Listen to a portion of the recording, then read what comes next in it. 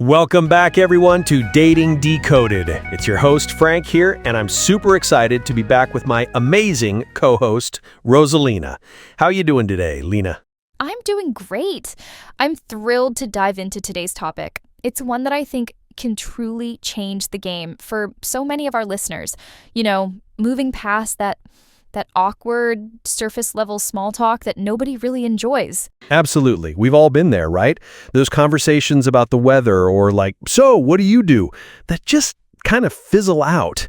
Today, we're talking about a technique that's all about going deeper. It's a way to really uncover someone's true self, their passions, their values, and build a genuine bond that actually lasts. Yeah, it's not about tricks or anything manipulative. It's about genuine curiosity. It's about how to foster that real connection. And honestly, it can be pretty transformative. We're going to break down how to actually do this with some really practical tips and examples. So buckle up. Okay, so Lena, let's really dive into the how here. We've talked about what going deeper means, but how does someone actually, start doing it? Because it's not like you just walk up to someone and immediately ask about their deepest fears, right? Oh, absolutely not. That would be, well, probably a quick way to get ghosted. No, the blueprint for this really kicks in after that initial attraction is already there. You know, you've said hello, there's a little bit of a vibe, maybe some light banter has happened. Right, so it's not the opener, it's the next step. Exactly. And the key, the absolute core of it, is using open-ended questions. We've talked about these before, but it bears repeating. These aren't yes-no questions. They're designed to invite a story, an emotion, a perspective. Like, instead of, did you have a good day? It's, what was the most memorable part of your day today and why? That makes so much sense. It's like you're creating a little doorway for them to step through and show you more of themselves. And then I guess comes the listening part, which is, it sounds simple, but it's not always easy, is it? It's harder than it looks. It's not just waiting for your turn to talk. It's truly active listening, reflecting back what you hear, asking follow-up questions that show you're engaged. Like, if they say something about, a crazy weekend trip, instead of just moving on, you might say, that sounds adventurous. What made you decide to go there? Really digging into the why and the emotion. And this is where that concept of calibration comes in, right? Because you can't just push if they're not ready. You don't want to make anyone feel like they're being interrogated. It's about a dance, not a forced march. That's such a good analogy, a dance. So it's about building that intimacy, that sense of, oh, this person actually cares what I think and feel. And then they start to invest more emotionally. Precisely. When someone feels heard and understood, that's when they start to open up. And that's where the real connection blossoms. It's genuinely powerful. And actually, for anyone who wants to read more about the philosophy behind this, there are some really insightful articles on sites like jasonkwonhc.medium.com that break down these concepts even further. We've certainly learned a lot from them. Oh, for sure. It's a great resource. It's all about creating that space where vulnerability feels safe. And when you do that, wow, the conversations you can have they're on a different level. Okay, so moving into our first concrete tip. After we've established that initial rapport, the goal is to start exploring passions. Oh, I love this one. It's so organic, isn't it? Like, you're not forcing anything. You're just observing. Exactly. And a perfect example, straight out of some of the materials we've looked at, is when you notice someone with a book. Simple, right?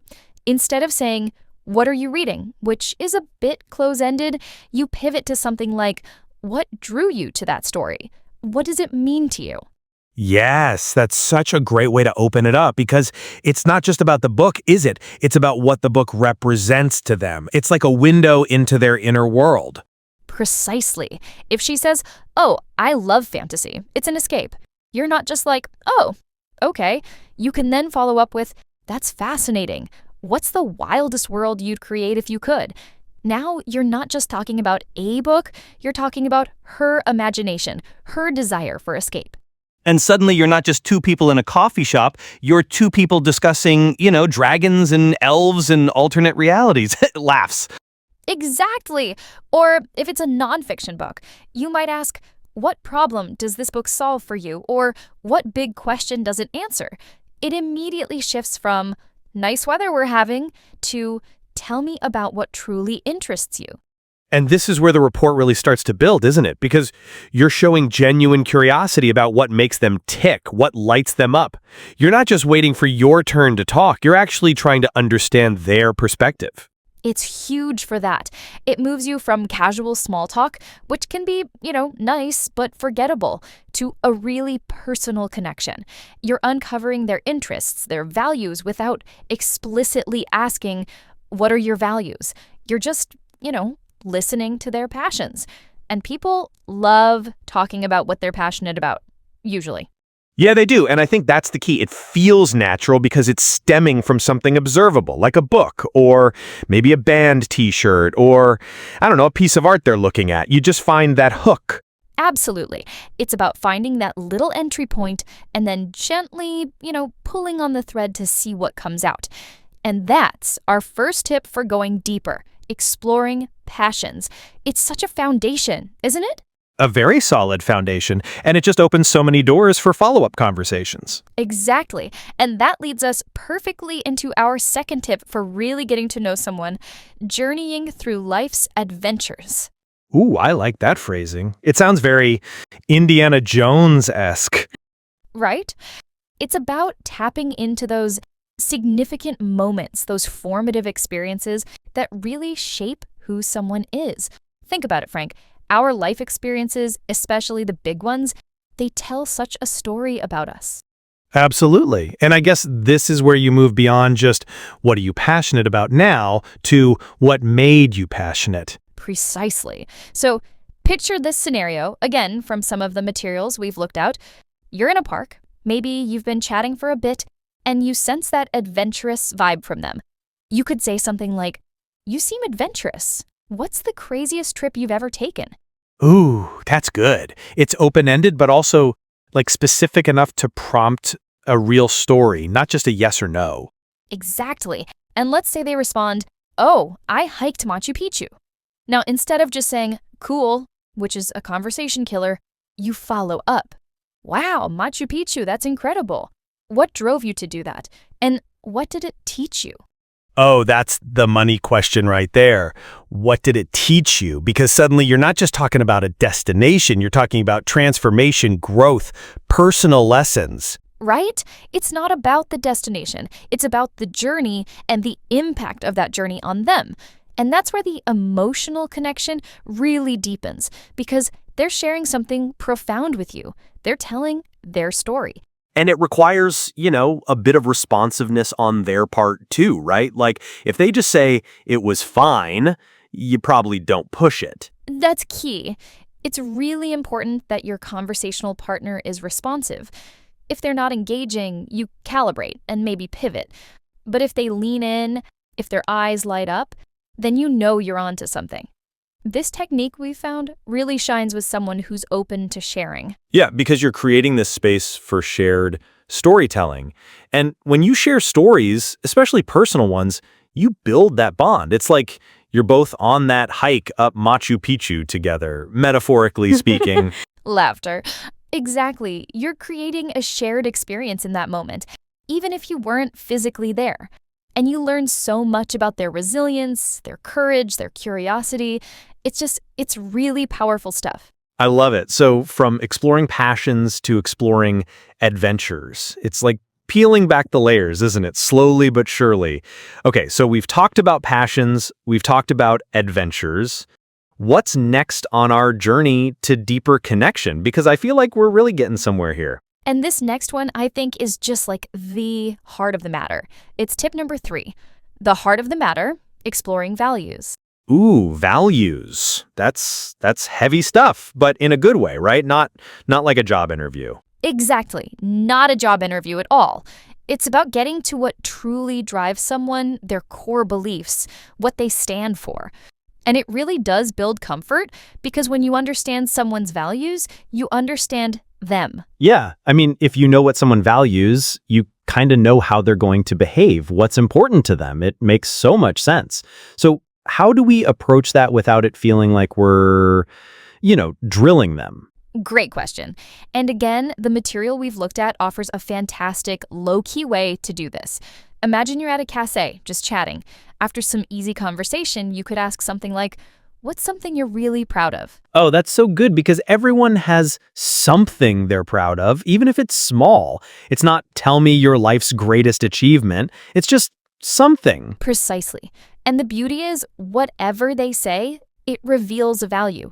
For example, if they say, oh, I'm really proud of helping my sister get through a tough time, you don't just nod your head. You follow up.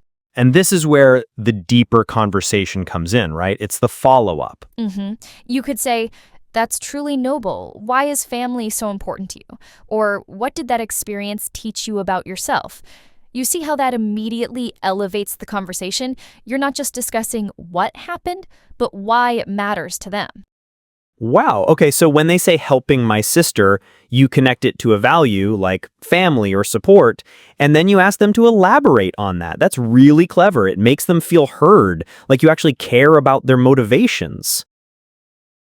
Yeah, because it's like you're not just seeing the surface of them, you're seeing the bedrock. It encourages a little bit of vulnerability because they're sharing something that's really personal and meaningful. And that active sharing, and you actively listening to it and engaging with it, that strengthens the bond. It builds a deeper connection than just talking about, the weather. It is, isn't it? And it's something, we've seen this discussed on sites before. They really emphasize this idea of building comfort through understanding values. When someone feels understood at that deep level, comfort just naturally follows. I could see how some people might think this is too personal, too fast. But I think it's all in the delivery, isn't it? If you're genuinely curious, it doesn't feel like an interrogation. 100%. It's about genuine curiosity. If you're just going through the motions or trying to check off a box, people can feel that. But if you're genuinely interested in what makes them tick, in their inner world, it just flows. It's amazing. Okay, so we've covered passions, life experiences, and values. What's the grand finale? What's the last piece of this conversational puzzle? The grand finale is equally powerful, and it's something I absolutely love doing with people I'm getting to know. It's tip number 4, dreaming big together, or as the material calls it, transitioning to dreams. Ooh, I love that. Skipping past the current reality and just going straight to the fantastical. That sounds fun. Exactly, because everyone, and I mean everyone, has dreams, right? Stuff they wish they could do, places they want to see, things they want to achieve. And when you tap into that, you're not just talking about what is, you're talking about what could be. Yeah, and that's just inherently exciting. It's forward-looking, it's positive. So how do we prompt that? What's the magic question? Well, a really simple, straightforward one is just, if you could do anything, absolutely anything, what would it be? Or if money and time were no object, what's the first thing you'd do? Oh, I like that one. Because it takes away all the practical barriers. It lets their imagination just run wild. And that's a beautiful thing to see someone do, actually. Right? And the material, like the Venusinian Arts Handbook, they highlight how this really sparks imagination. If someone says, oh, I'd travel the world, you don't just say, cool. You follow up. You go, wow, that's amazing. Where's the first place you'd go and why? Ooh, the why again. It always comes back to the why. Because that's where the emotion is. Exactly. It's not just about the destination, it's about what that destination means to them, what feeling it evokes, what experience they're looking for. And when they share that, you're deepening the attraction because you're connecting on a level of shared aspirations, or at least understanding their aspiration. So it's about envisioning a future, potentially even a future together by talking about their ideal life. That's pretty powerful. But I guess this one really needs that established rapport you were talking about earlier, Oh, right? absolutely. This isn't an opener question. No. This is when you've already had some laughs, you've talked about their passions, maybe a cool trip they took. You've built that comfort, that foundation. Then you can float into dreams, because otherwise it could feel a little intrusive, like you're trying to figure out if they fit into your dream life or something. Totally. It's like, whoa, slow down there, buddy. But with rapport, it feels natural. It feels like you're genuinely interested in their happiness and their vision for life. And that's incredibly attractive, isn't it? When someone shows they care about your future, not just your present. It really is. It shows a level of investment and care that most surface-level conversations just don't touch. So these 4 tips, they're really about peeling back the layers, aren't they? Getting to the core of someone. Yeah, exactly. And it's fun. It's not like you're interrogating someone. You're just exploring. You're being genuinely curious. And that's the whole point. You know, listening to all these tips, they sound incredible, truly, but there's always a flip side, right? Like you mentioned genuinely curious a moment ago, and that really stuck with me. Yeah, absolutely. That's the crucial part, actually, because, we're talking about asking really personal questions, getting into someone's values and dreams. And if you're not coming from a place of actual, genuine interest, It could feel like totally fake or manipulative, even, like you're just following a script to get something. I mean, nobody wants to feel like they're being gamed, right? exactly. And that's where some of the criticisms come in. You see it debated a lot in these communities where these ideas originate. Like, if you're just using these questions as a tool to extract vulnerability without really caring about the person, that's where it gets ethically murky. Yeah, I remember reading something on, I think it was bustle.com, that talked about how insincere or overly scripted questions can just make someone super uncomfortable. And, you can almost feel when someone isn't truly listening, right? They're just waiting for their turn to ask the next pre-planned question. Oh, totally. It's like they're not engaging. They're just performing. And that completely defeats the purpose of building genuine connection.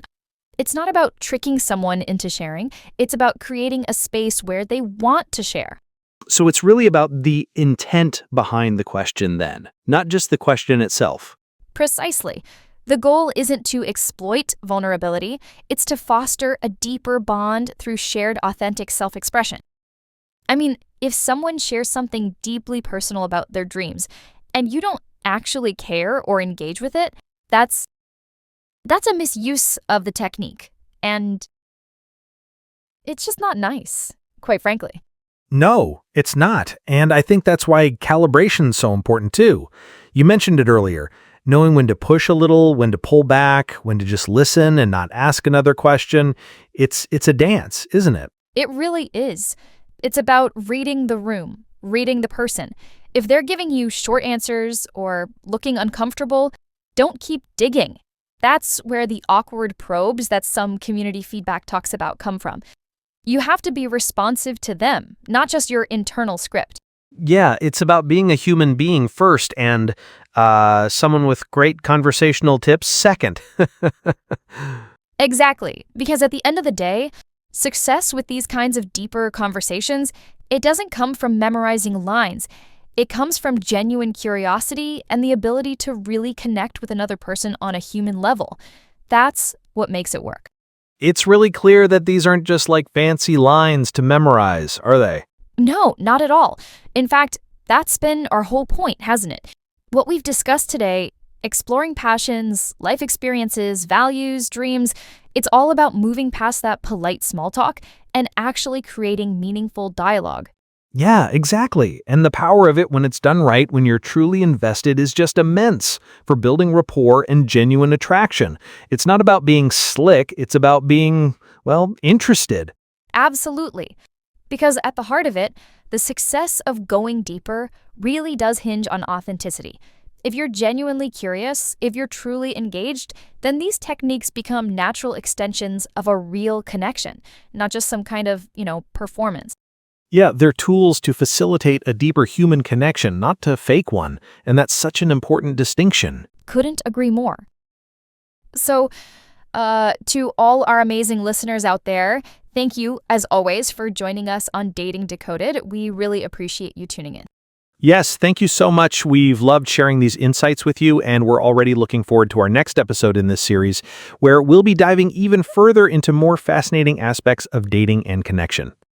Definitely. So please, if you've enjoyed today's discussion, remember to hit that like button, subscribe to Dating Decoded, and turn on your notifications so you don't miss any of our upcoming episodes.